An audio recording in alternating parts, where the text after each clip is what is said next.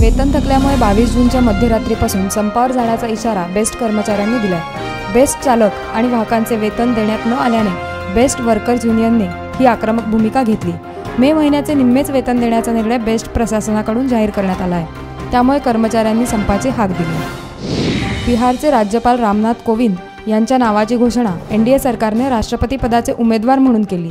मात्र यावरून विरोधकांनी दलित मतांसाठी भाजपकडून राजकारण केले जात असल्याचा आरोप केलाय। भाजपचे नेते कैलाश विजयवर्गीय यांनी या प्रकरणी विरोधकांवर टीका केली। कोविंद राष्ट्रीय स्वयंसेवक संघाचे आहेत, यात गैर काय? संघाचे लोक पाकिस्तानी आहेत का? असे प्रश्न विजयवर्गीय यांच्याकडून उपस्थित करण्यात आले।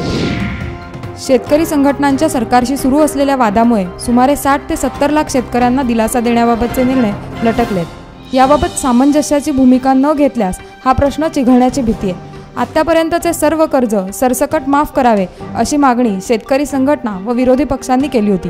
मात्र गेल्या वर्षी चांगला पाऊस पडल्याने 30 जून 2016 नंतरचे कर्ज माफ करता येणार नाही अशी परखड भूमिका नाबार्डने घेतली होती। 1993 सालच्या मुंबई बॉम्बस्फोट मालिका खटल्याच्या दुसऱ्या टप्प्यात विशेष टाळा न्यायालयाने मुस्तफा डोसा, अबू सालेमसह 6 जणांना दोषी ठरवले होते।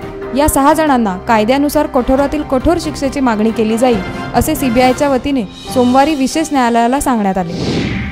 मुंबई ते दिल्लीच्या रेल्वे प्रवासाचे अंतर 17 तासांवरून 12 तासांवर येणार आहे। राजधानी एक्सप्रेसचा वेग 30% वाढणार असल्याने मुंबई दिल्ली दरम्यान प्रवास करताना प्रवाशांच्या वेळेची बचत होणार आहे। मुंबई दिल्ली प्रवासासोबतच दिल्ली हावडा प्रवासासाठी लागणारा वेळ देखील 17 तासांवरून 12 तासांवर येणार असल्याचे रेल्वे प्रशासनाने सांगितले।